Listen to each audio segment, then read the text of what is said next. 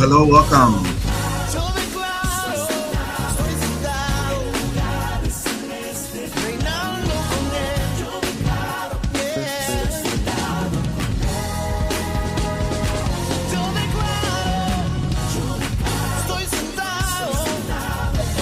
Who does sing? No, like Abner. Welcome to the table, September 22nd. Where we are live on Facebook and on our YouTube page with Abner Rivera. So if you are logging on, go ahead and hit the share button if you're on the page. Spread the word that you're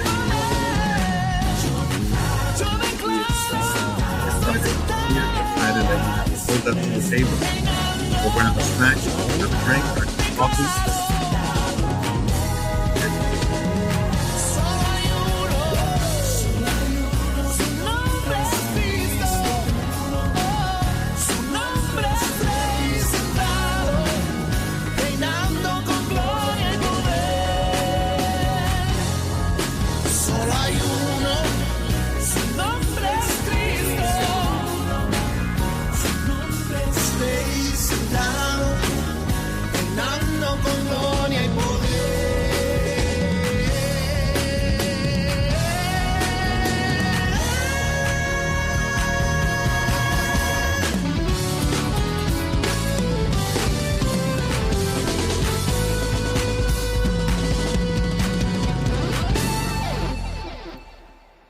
Welcome, welcome, welcome. We are excited that you're here.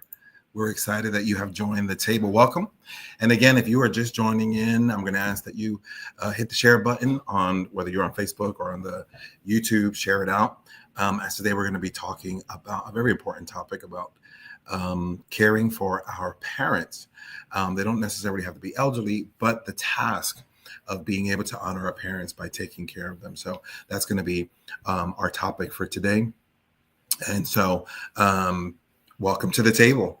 This is the place where faith and family and real life conversations come to me. I'm so glad you're able to join us today. And around the table, we talk about things that touch our hearts and challenge our walk with Christ. And today's topic is one of those, right, that we face. Or should I say some are facing or some will face, right?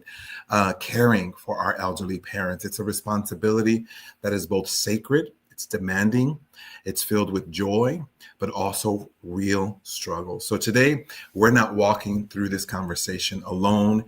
We do have a special guest with us who is joining us, and she's going to share her wisdom, her encouragement, and some practical guidance from her very own journey of love and honoring her mother. So pull up a seat and let's dive in together. So please welcome with me Dr. Tiffany Baskerville, who's joining us. How are you? Wait, we got to give you some props.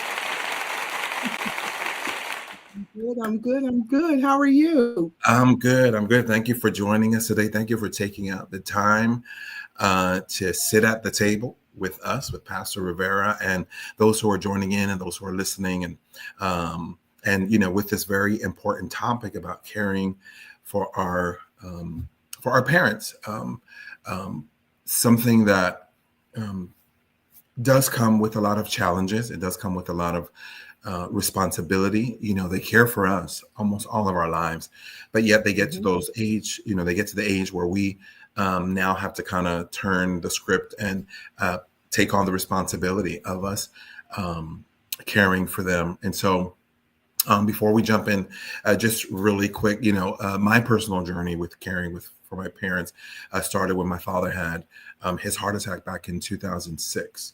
And prior to that, he was fine. He has this massive heart attack, which weakened a very large percentage of his heart.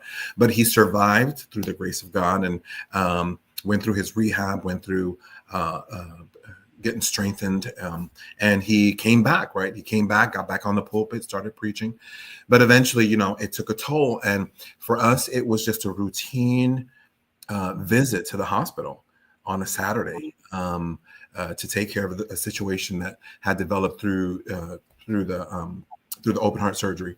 And so, with my brother, we take him to the hospital, we dropped him off. like regular. Next thing we know, everything just happened so fast. And from dropping him off to the hospital, it turned into he's not feeling well, he's not doing well, he's in a coma, Mm. into death.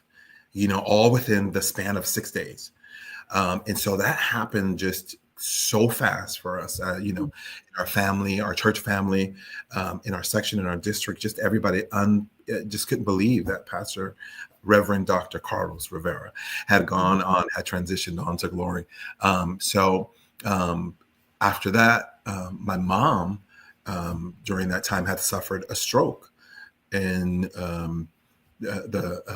although it didn't affect her mind or anything, it affected her left side, which rendered her into a wheelchair, as many know, right? And so it was different. It was different because now she was not mobile, and so now through our experience, now she's in a wheelchair, and we have to take on the full responsibility, full gamut of taking care of my mom. And we were living with we ended up transitioning, living with my brother, and he took on the responsibility, and my sister-in-law and my nephew, all of us just kind of pitching in to care for her. And she's 91. She will be 92 next week, October 1st.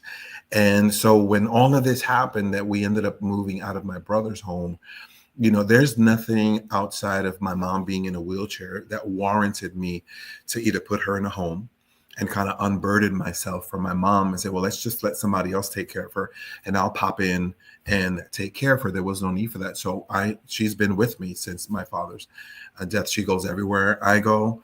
Mama Dukes goes with me, and we go to conventions, we go to vacations, we go all around, and she's just a joy to be around. That is not everyone's story, right? Right. And so there are people right now that you might be on the podcast and you may be talking about or thinking, how do I deal with making decisions for the future of my parents? How do I take care of them? When do I know that I have to put them into a home? Or sometimes some sibling rivalry regarding who's going to take care of mom, who's taking them to the house, and who's going to, and I think you'll share a little bit about that, and it just becomes, frustrating. They're fine one day, and all of a sudden your whole life is flipped upside down. Mom and dad are not doing well. And sometimes it just escalates really fast. And there's all these decisions that we have to make, right on the fly. And so we hope that today, again, welcome to the table. I hope that today you can lean in and grab some information from what Dr. Tiffany Baskerville is going to be share with Dr. Baskerville going to share with us. So we're gonna jump in quickly with some questions, but she's going to introduce herself. But just let me tell you, I know Tiffany.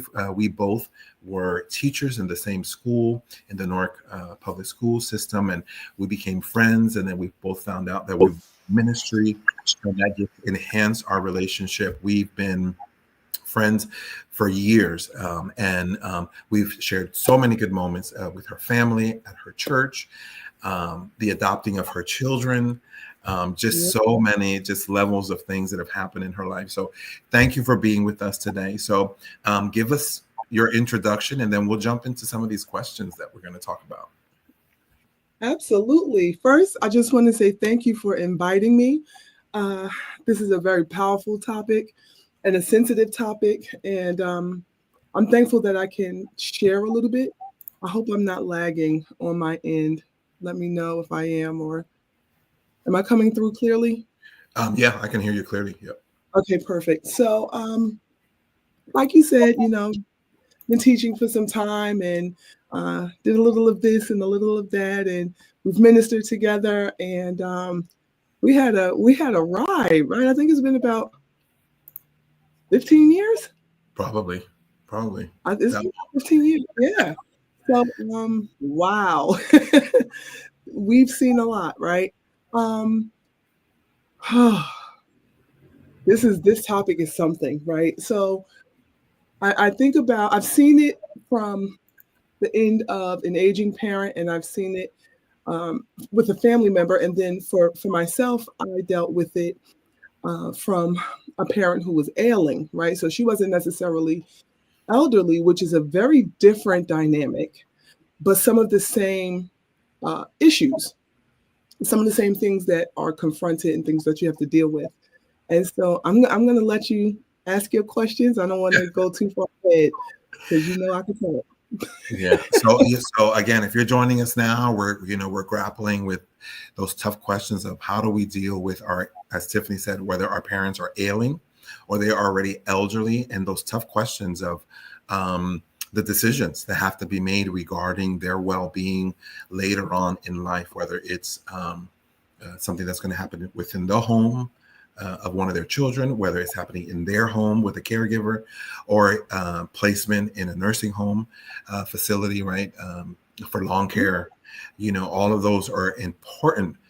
We will all face them for our parents, and one day, our children will have to make those decisions for us. So this is very, very important. So thank you for joining us. So let's dive into some of these questions here. So there will be a time at the end if you have a question that we're not touching on, but you like maybe some clarification or some guidance, some direction, we'll be joining on there. So just on a personal level, what has been one of the most meaningful or challenging experiences you've had while that time when you had to care for your mom? Actually, connect that with how did you come about having to care for your mom? Okay. Oof. Long story. I'm gonna make it short. My mother, was a 17-year difference between myself and my mom. And at age 22, my mother was diagnosed with multiple sclerosis. Um, and so at that point, she was okay, but I have memories of her in the kitchen looking at the x-ray film of her brain. I remember her crying, but not really knowing why she was crying. I mean, unconsolable tears. I remember visits to the doctor, right? And I was intrigued by what I was seeing, the images that I was seeing, but I really had no idea of the depth of what my mom was dealing with. Fast forward from age 5 to about 13 was when her disease it just ramped up after her pregnancy with my brother. Now, at that point, she had already begun the process of letting me know things that I was going to have to do when I was 8. So some people get thrown into the care of their parent as an adult. I got thrown into it as a child. I remember my uncles, one uncle in particular, would get upset with my mother because she never dealt with me like a child, right? She had to kind of rush me along. And so it's fair to say that I had childhood years, but a childhood not like your normal, childhood growing up. So with that, she was teaching me how to write checks and how to go to the PSE&G and drop off the check and how to drop off the rent check and what the memo line was for and how to balance a checkbook and all of this, right? I had a whole math lesson going on in my class, in my home. And by the time I got to high school, my mother was completely bedridden. So I had to navigate balancing because I was aware of an agency called DIFUS. I was aware that this agency had the power to remove children from their home. And so I had to balance what I verbalized. I had to balance, not letting my school know too much of what was going on because I didn't want them to take me away from her. Which that's a lot, right? We're talking about a 13-year-old, a 14-year-old. But I did that, right? So I wasn't getting in trouble and things like that in high school because I couldn't run the risk of it being known or it coming out that my mom, that I was feeding her, that I was changing her diaper because she had become incontinent. Now, mind you, from age 8 up until this point, she was already telling me what was going to happen to her. And I'm like, okay, mom, okay, And then it began to happen. And so for me, it just was my life. It like I don't know that I ever really made a conscious decision I'm going to care for my mom. It just was the way things happened. So when you ask me about a challenging time, I had told my mom, I'm not going to put you in a nursing home. So we do ninth grade, we do 10th grade, we do 11th grade, we do 12th grade. Now it's time to apply to colleges. I didn't apply to colleges because I was going to stay home and take care of my mom. When she realized that that's what I had done, she was like, no, you're going to apply to some colleges. Now, at that time, my dad and my mom had divorced long, long before she was even diagnosed. And my dad had remarried, but I also hid it from him. He didn't know what was going on either. And he didn't know the severity of it. He knew that she was sick, but I also grew up in the home of don't you tell my business in these streets. And if somebody asks you a question, you tell them to ask me. So I would say the first difficult thing that I had to face was putting her in the nursing home. That just about broke me. And I didn't realize that until my freshman year of college, because all of the pressure of being an adult was now removed. And I had to figure out what it was like to just be a 17-year-old teenager that didn't have the responsibility of feeding and changing a diaper and making sure she doesn't choke and bringing her to the bathroom and showering her and doing her hair and da. Yeah, that was the first, because there were many difficult moments, but that was the first one, I would say. Yeah, mom's no longer home. What do I do? Who am I? Who are you? I was always Tiffany the caretaker. Right. Now I'm just this freshman in college, and people are asking you, "What's your major?" and how are you doing? And I'm like, I don't know how I'm doing. I'm just doing something. And to be very transparent, I went from being a quasi decent student to academic probation to community college and then back, right? But and all that time, and we'll get to this, there was no counseling. There was no social worker that I was talking to that I probably should have been talking to. Yeah, so that whole sense of how did you get over that part of trying to find out who is Tiffany Baskerville now? Mom's not in the home. I have what, and don't mean this in a bad way. I have free time, right? Because now I'm not, like you said, I'm not bathing mom. So what do I do with this person who for the past 10, 12 years have been taking care of your mom? And now I don't know who I am. I've missed part of my life. So what happened there? I lost my mind. Keep it real there. Because I just want to help somebody. The reality was that I had this freedom and I reverted to my childhood, and I reverted to trying like all of the things that I would have tried out in my high school years. I didn't try out until I got to college. And I don't mean like, I was a fairly decent kid. I wasn't like, well, before I make that statement, I reverted. I reverted and I started jumping around, and I wasn't really sure about a lot of things because I didn't get an opportunity to try things out and say, oh, I don't like it, or I want to do this, or I want to do that.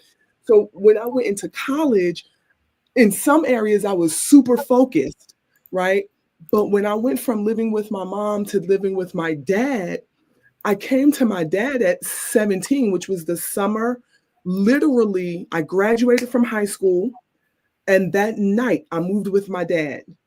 I never went back to Jersey City to live. My grandmother and my uncle put my mom in a nursing home, which was the plan. Um, but I was lost because in my dad and my stepmom's house, I had to be a child. But I didn't really know what that was because I was an adult in Right. Jersey City. I was Wow. paying bills. I mean, it wasn't my money, but for Yeah. sure, right? Trying to And find that so balance. I was confused. I was confused. Academically, I struggled. Um, I mean, I spiraled that my freshman year. I was an emotional wreck. I literally was an emotional wreck. Wow. And it took some time to work through that. And I'm going to say, when I say time, I'm going to say it took all my undergraduate years in school to start coming into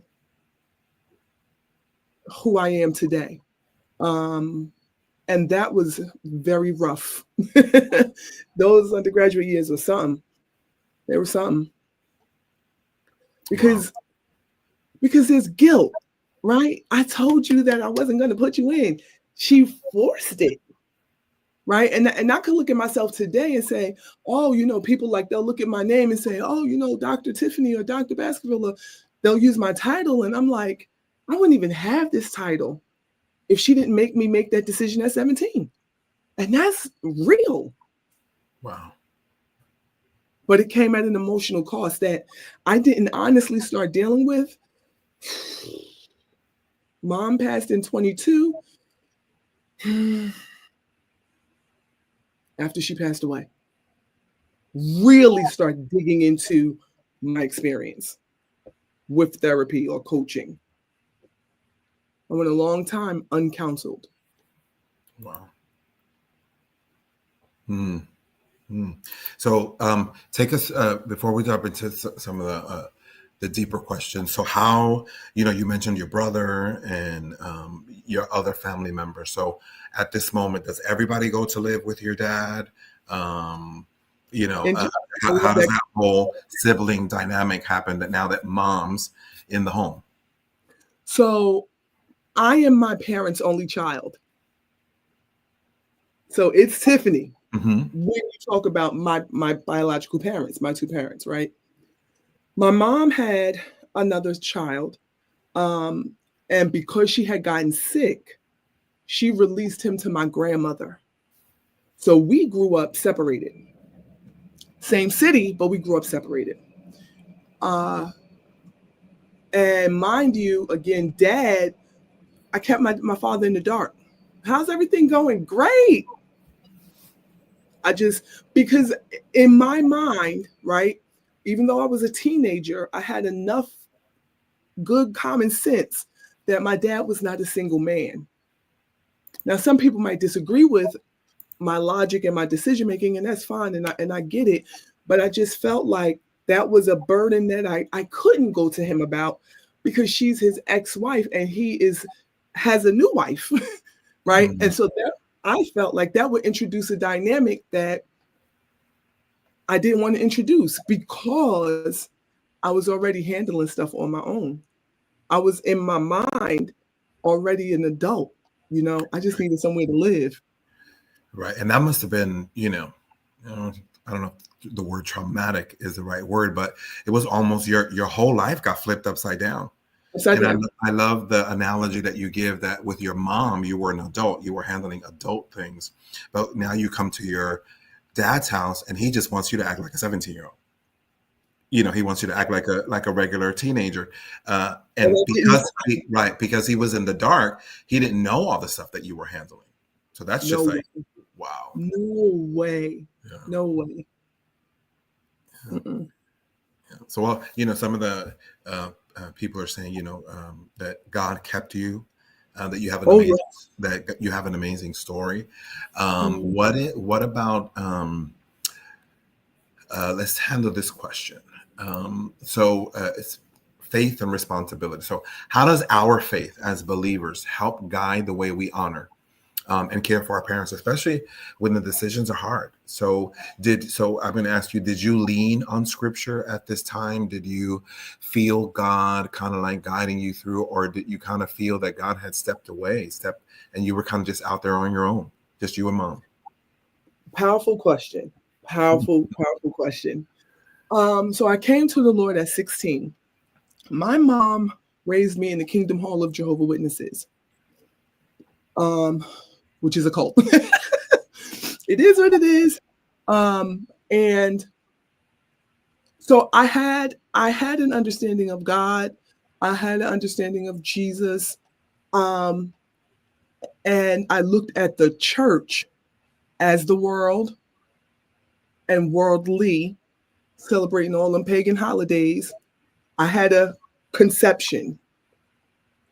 At 16, my dad, who is a Baptist minister, was preaching on Thanksgiving Day in 1996 in Maryland. And I went with him to this particular service. And I was sitting there and he was doing the altar call. And I was so one of my vices when I was a teenager was gambling. And in my head, I had a wager. Okay, you know what you've been taught, but what if you're wrong? Are you really willing to risk your eternal standing? Why are you even questioning this right now? Because in the Kingdom Hall, they use this term truth, and they say that this is the truth as an absolute. And so I'm sitting in the pew on the right hand side of the church, like, well, Tiffany, if this was the truth, then why are you questioning it as truth? What's going on that's making you even feel this way? And are you comfortable if you're wrong? What if you're wrong?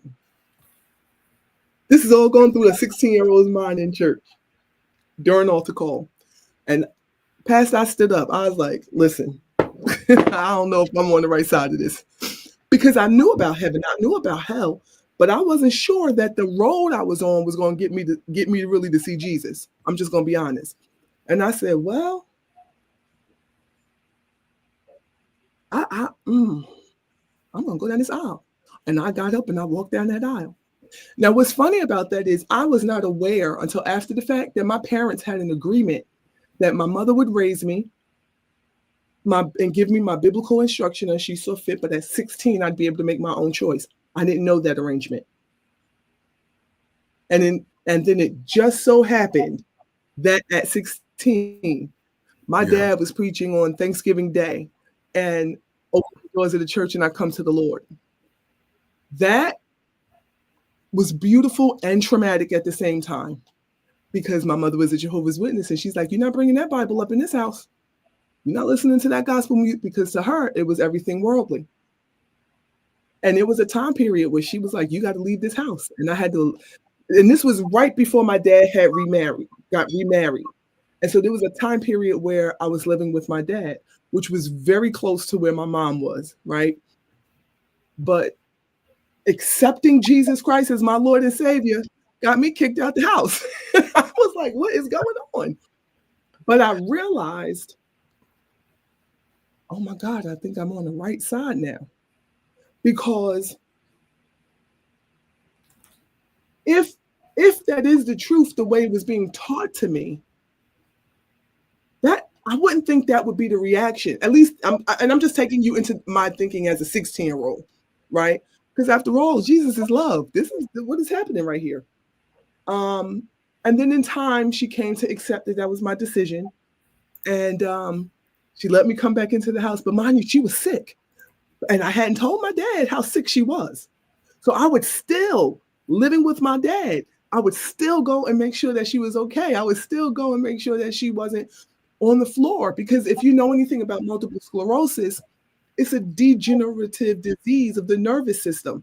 Everything gets compromised. Vision, bladder control, speech, the ability to walk, the ability to talk, the ability to control eye movement, hand movement, everything that the nervous system controls, it was going, right? And so it got to a point where if I was at school, I got so many stories. If I was at school, this was back in the days of beepers. and she beeped me, I would have to cut class and go home because I knew she was on the floor. Wow. Wow. This is at 16 or 15? This was in my freshman year. I went to high school at 13 years old. So this was 13, 14. I would leave Dickinson High School. I would cut class. I would go home, take care of whatever I needed to take care of. Sometimes it was pick her up and put her back on the couch. Sometimes it was get her off the toilet in the bathroom. Oh my God, I got stories for days. Days. Wow. Wow. So your faith helped you, depending on the Lord, the strength, prayer. Oh, I lost you. Say that again. I said that your faith, I wouldn't have made it. I wouldn't have made it. I wouldn't have made it. And you know what? At the time, I had a boyfriend who was also the child of a minister, of a pastor.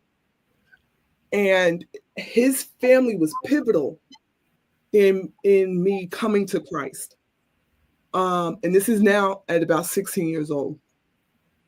And I remember the prayers and the tongues and everything during that time to keep me strengthened.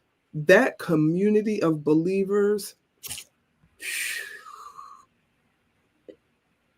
woof, golden. Yeah.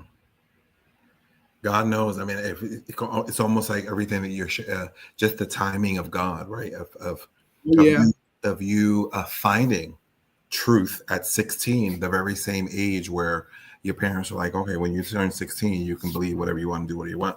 And God, gets you in Maryland and said, listen, gets you in Maryland. Yeah. And this I am the way, the truth, and the life, and got you there. Right. So, man, so how do another question. So what are some of the most difficult decisions you feel that families face when parents can no longer care for themselves? So we're talking about, I think you touched a little bit about Medicare, assisted living, what happens to the finances, and how can we approach that with grace, because we no longer have the control. I believe that once you put your parents in, like in an adult care facility, there are some privileges that you lose, right? I think there's some privileges that you don't have access to some stuff, and there's some decisions that you no longer can make.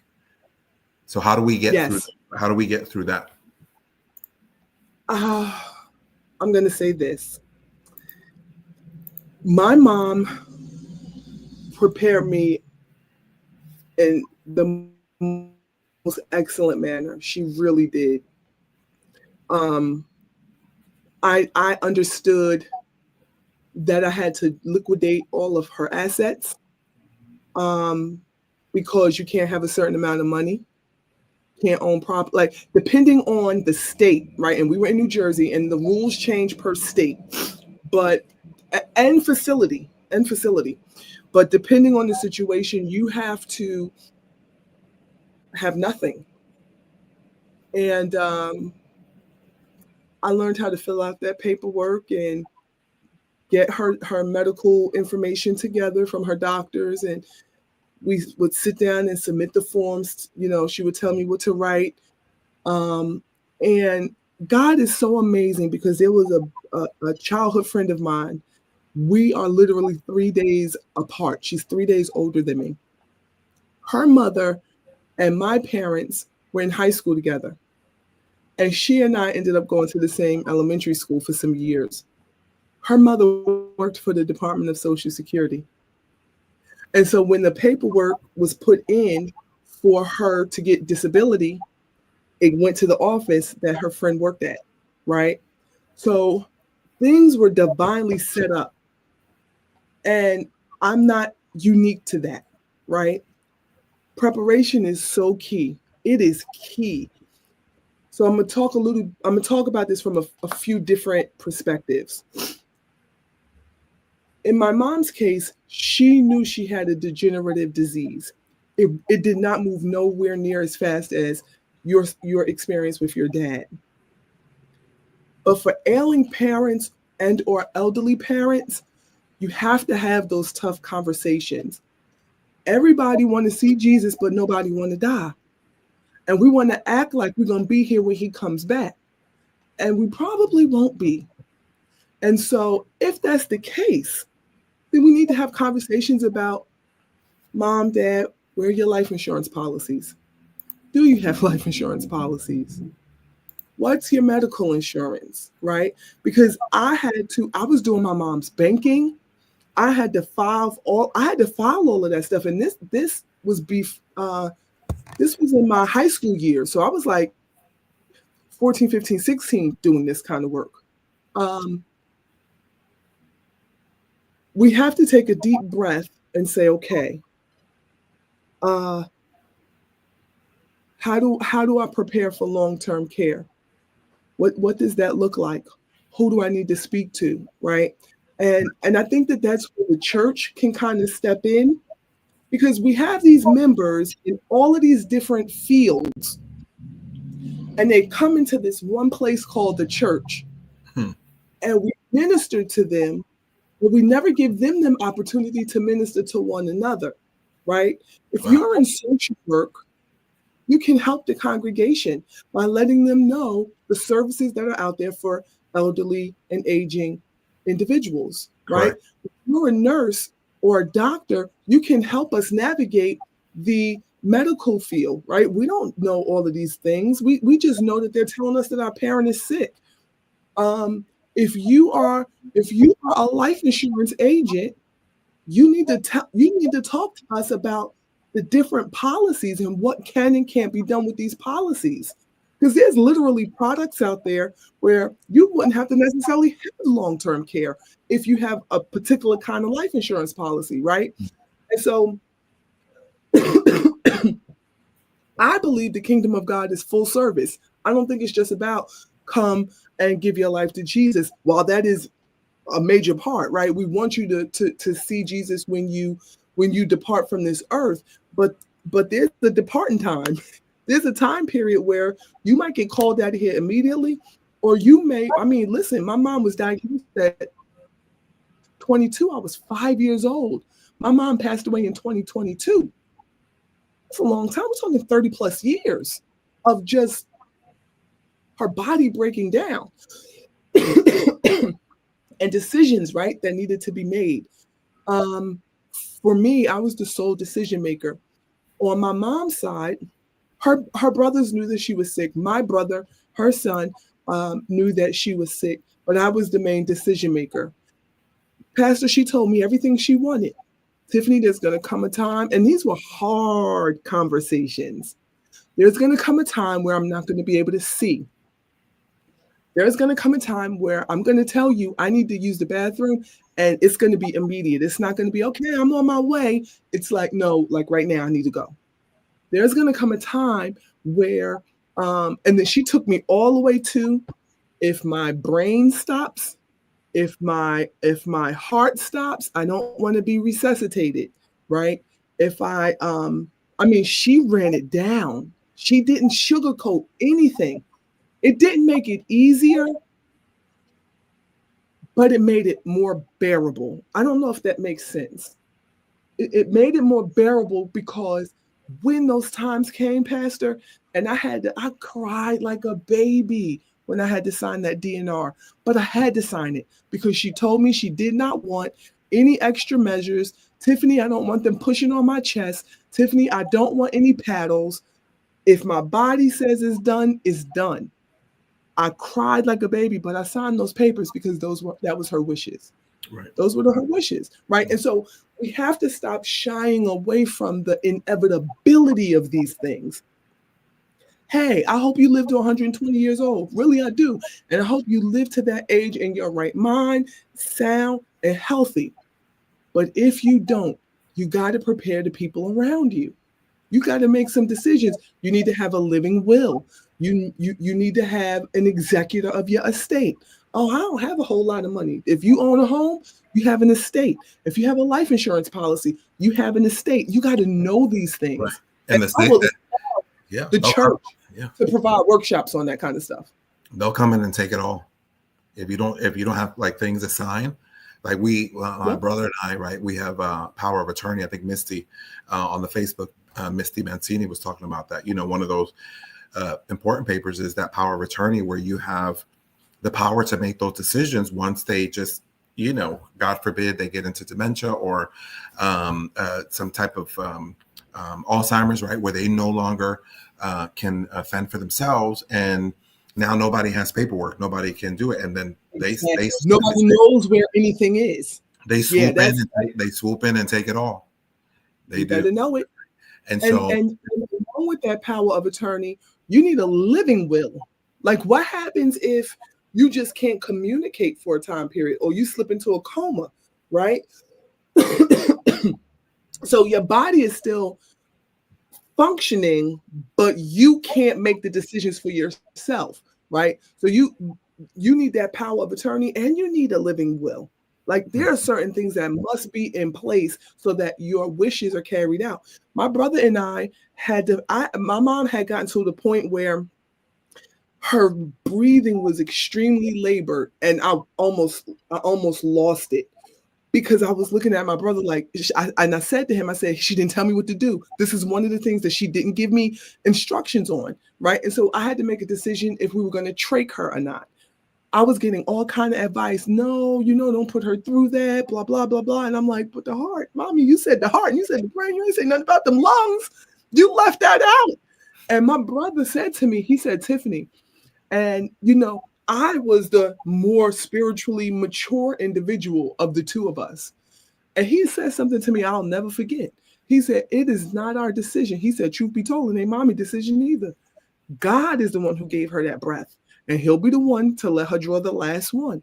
If there's ways that she can still breathe, then you need to move in that direction. And I battled with that, because I was like, I hear you, but are we prolonging her suffering? And some people would say you did. But now check this out. I did make the decision with my brother's help to trach her. She was trached for 8 years. Do you know that woman came off that trach, Pastor? wow. That woman came off that trach. Yes, sir, she did.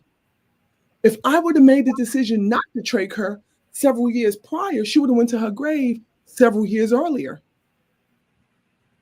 Right. And so I looked at my brother, and sometimes he'll bring that up, but I have to give him his credit.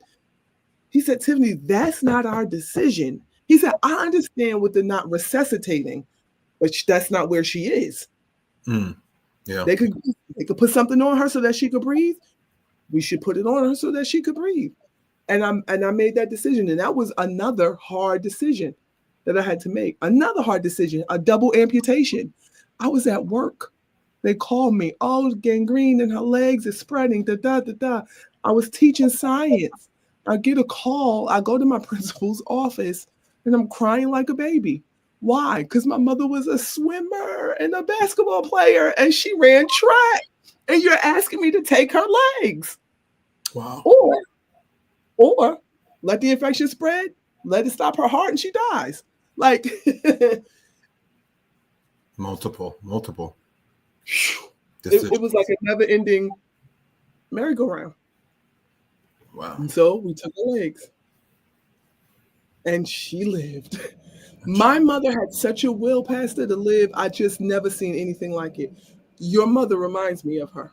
She really does. Yeah, Mom. I'm not yet. Yeah, my mom is she's a fighter.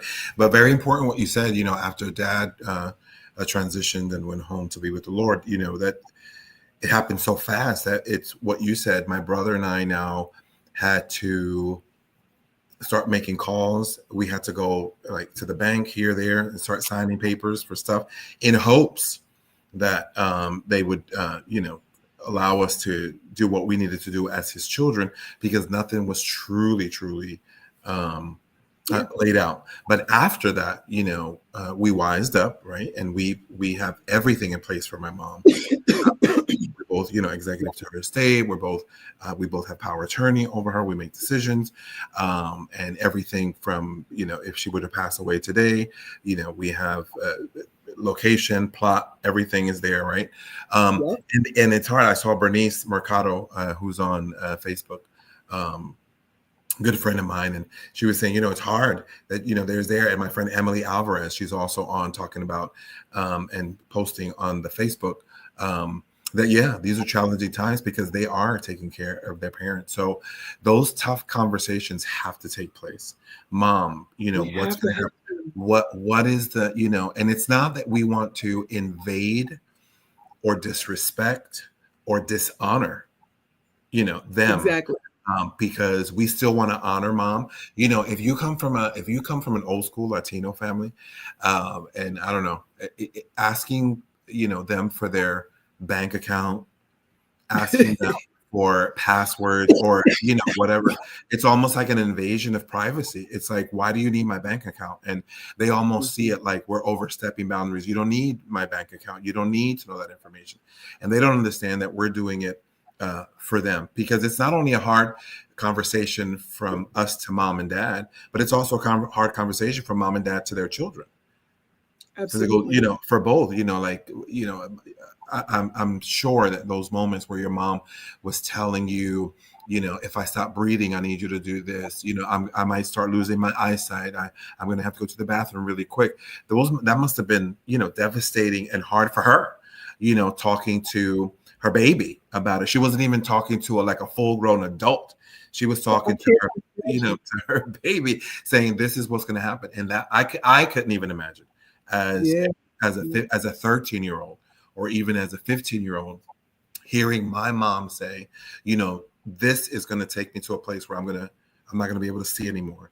I might not be able to use the bathroom anymore. I might not be able to walk anymore. I'm not going to be able. Mhm. And for a 13-year-old, that is just a tremendous weight to process all of that, right? And not having an outlet, right? Not having someone to bounce off, or maybe you did, but just having to make those decisions, man. Well, we're glad you're here because you're helping us. Oh, We're gonna. You were gonna I'm say sorry. Go something? ahead. I was just going to say that it came out in spurts with certain friends. I would let certain things out, not everything, not nearly enough. Um, I tell you the truth, it really was the spirit of God that kept me. Oh, yeah, because my mom, she confided certain things in me, that like I remember that she was getting to a point where she was tired of battling the sickness, and she contemplated suicide. And she was gonna jump out the window. She shared that with me. And I had to sit there and reconcile with the fact that I could have came home and my mother could have been gone, right? We just had a very interesting mother-daughter relationship. Like I was able to tell her, she knew all my little dirt when I did something wrong, except one thing. One thing I just couldn't bring myself to share with her, even though I know she knew. I couldn't. I just couldn't do it. But everything else she knew. Um, and she said to me, she said, I looked outside the window and I saw all of these things I would hit before I hit the ground. And I was like, nah, I'm not going to do it. I had to deal with that. Wow. I never shared that with even my uncles or brothers. I told my brother later after the fact, but I, I, I was her confidant in some things. And some people could say, man, that was kind of selfish, to put that pressure. But I mean, I don't feel intentionally robbed, if that makes sense. I felt like everything that I had, I was given by God so that I could serve her in the capacity that she needed until he said, okay, that's enough. You're going to now go on to college. Everything from my height, my stature and build, because there came a point where I had to carry my mom. My mom was like a size 5'6". So she was a slender woman, but I was carrying my mother when I was a teenager because I had to scoop her up. It started out with me holding her hand and walking with her. And then it got to the point where that was too much for her. So I would scoop her up out the bed. and bring it to the bathroom and do everything she needed to do and scoop her up and bring her to the living room and set the tray in front of her so she could eat. It was, oh my God, please. uh, That's a yeah, lot. That's a lot. the book is coming. The book is coming. The book is coming. But listen, we do two more questions really quick for those of you who are on. Please don't leave. Just two more quick questions. Then we're going to open up a minute and have your own personal question that you want to join in. But and this is an important one, and I think this is key for us believers who are on here. And I don't know how true it is, but in what ways can the church and Christian community come alongside families who are caring for their aging parents? How does the church get involved? Or should the church even get involved? Because I know that, there's a level of privacy. There's a level of, I don't want you to see my mom in this way.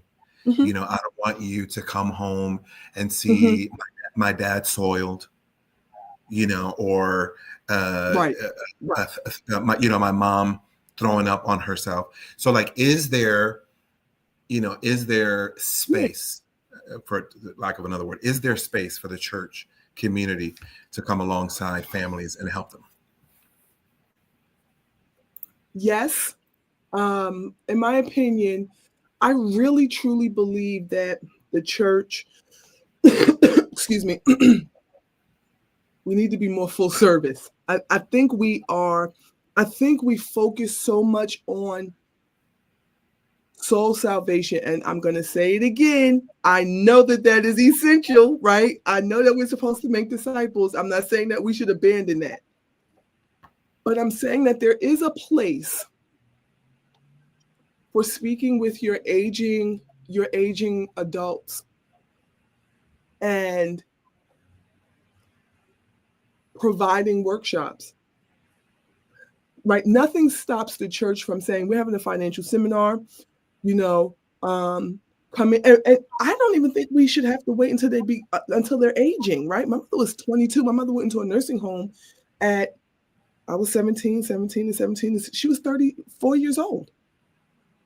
That's not aging, right? Right. So having the conversation with those 40-something-year-olds, 50-something-year-olds, right? Moving into that 60-something-year-olds, talking about things that we should consider as we age.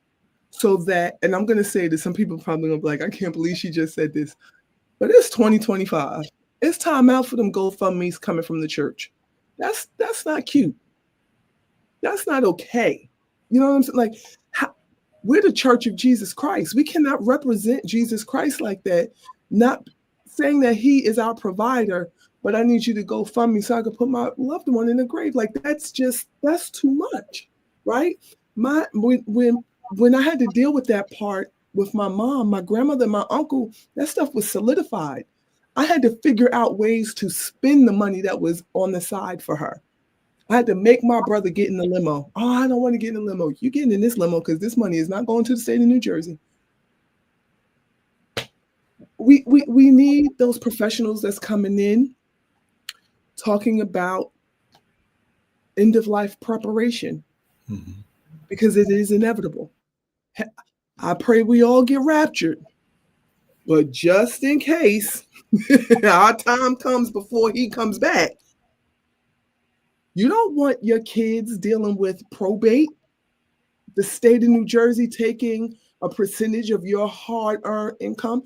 Do you know that so many of us don't even realize that you need to have a beneficiary on your bank account so that when you do transition, that those funds can be accessible by the person who you deemed as the beneficiary? We need to be talking about wills. We need to be talking about trusts. We need to be talking about different types of insurance products. We need to be talking about whether or not we should or shouldn't have a reversible mortgage. And if, is that right for this situation? Like, there's so many things that we can touch, and we can help our piece of Zion, our part of the body that God has given us, and we can really set them up, and they can maintain their privacy. right? And they can make their decisions however they want so that they can have some comfort in that they're the ones that's making the decision. Because the reason why they really don't want to give us their bank account is because it makes them feel out of control, Mhm. right? It makes them feel vulnerable, honestly. And so we can mitigate that by dealing with it before, if you can, right? Dealing with putting things in place before it happens. Because it's gonna happen. It's sure should get sweet. It's going to happen. Um, Yeah. and I think we have to That's start normalizing the fact that we're living longer, right? We're living longer. You could live well into my grandfather's 92, I think, right? yeah. My mom will be But you 92 you want next to week. have the best quality. This is what, yeah, yeah. It's a thing. Yeah. So, there's Just my resources. humble So, thoughts. no, yeah, yeah, you're sharing from your experience. I think that anyone who's listening, whose parents are already in their 60s, 70s, 80s, that these conversations need to begin. And if you can't have it, find someone who Yeah. can. Find someone who will come and speak to them. And And I think that the church, right, needs to. We have workshops on anything and everything except this. We have worship, leadership, accept it. missions, evangelists, all this stuff. And sometimes I feel like the church is afraid to embrace the conversation of death. Mhm. I think I they are. know. I And think I'm like, we don't. They don't want to talk about death. They don't want to know because if I start talking about death, but it's like you said, it's inevitable, right? And so we want to be. You don't want to be thrown into that whirlwind of mom suddenly passed, dad suddenly passed, and we don't know where anything is. We don't know where the paperwork is. We don't have account numbers. We don't have passwords. We don't have access to anything, and we lose out on that. So it's important that. So let me see. Our last question, I think that we discussed. Okay, so this one's we want to end on a positive note, right? Not that everything else was negative, but in the midst of decline, right? writer. In the Mhm. midst of decline and loss, right, that we all experience, how can families still celebrate their parents' legacy and keep their hope alive, right, in this time? I think we have to remember what they stood for, right? Before the sickness or the passing, the transition, what did they stand for? I remember my mom. We could be. I grew up in Jersey City. We could be going from the house to Journal Square or whatever, and if there was someone homeless on the street, and we just came from McDonald's, I remember this like yesterday. Tiffany, give them your food, and I was like, wait, what? This is my McDonald's, right? And I was young, but of course I'm going to obey her. And so I remember that she would try her best to do for people who were less fortunate.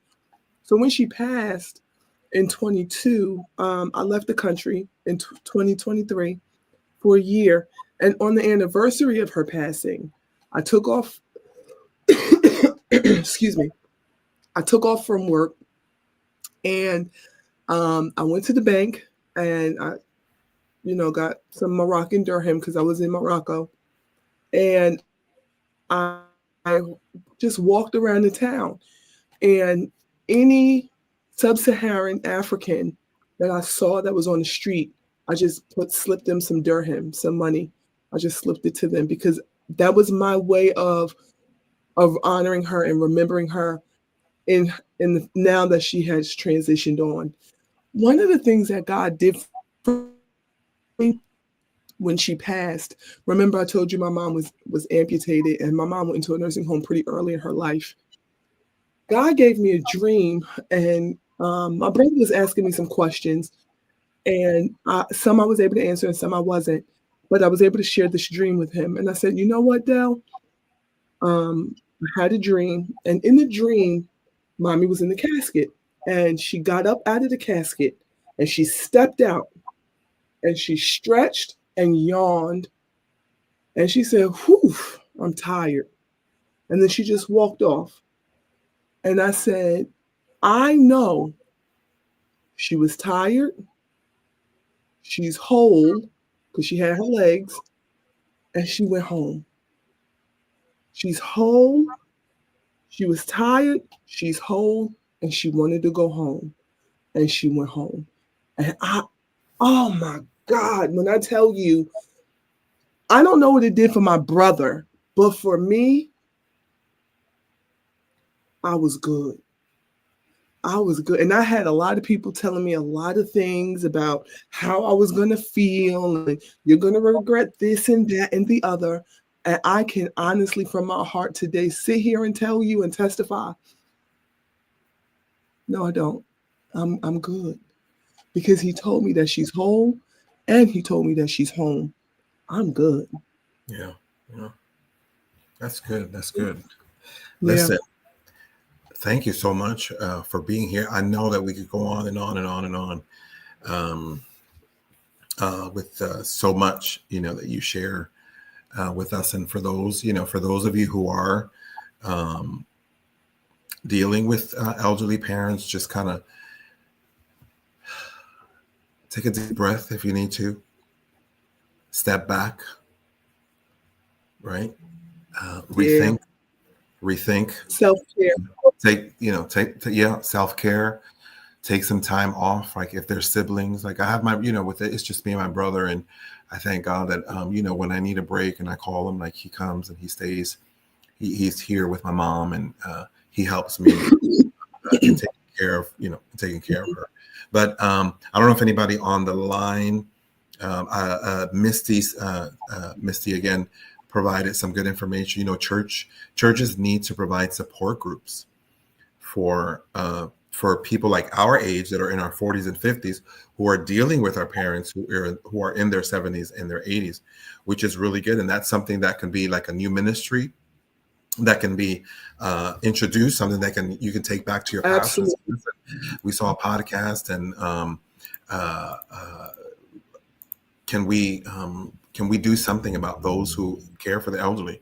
Can we have a support group and once a month just meet somewhere and just talk about what we're going through with our parents? And so I think that you could reach out to your sister. Miss Yashika Horn said, "This was so good. God bless you, Dr. Tiffany, and thank you, Pastor Abner."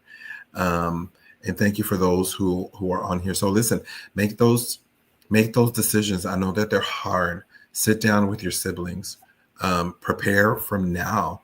I think that we could even say, I need to be prepared if mom passed away tomorrow. Yes. You know what I mean? Mom got sick, and I'll end with this. Mom got sick about 2 months ago, and she wasn't doing well. And I remember just sitting in my bed, and I couldn't cry. Right, the tears wouldn't come, but I was heavily overwhelmed with the idea that Mama Dukes was no longer going to be here, and we have everything ready, we have everything set, but those thoughts can become overwhelming, and so you need those outlets with people that you can vent and say, listen, I'm feeling this way, and I have people that I reach out to, I have support, I have ministers that are good friends of mine that I can call. They pick up the phone, we chat, we discuss, and many of them in our conversations now are always, how's your mom? How are you? How's it going with you and your mom? Do you need anything? Right? You need those people. You need those that support. Yeah. So Sandra Padilla says, thank you, Dr. Tiffany, for sharing your testimony. It's been a blessing to hear it. Thank you, Pastor Abner. And thank you for your time, Emily. She's one of the ones that are dealing with her parents. So listen. So as we close today, right? What a wonderful conversation we had today at the table. And caring for our elderly parents is not always easy, but it is always meaningful.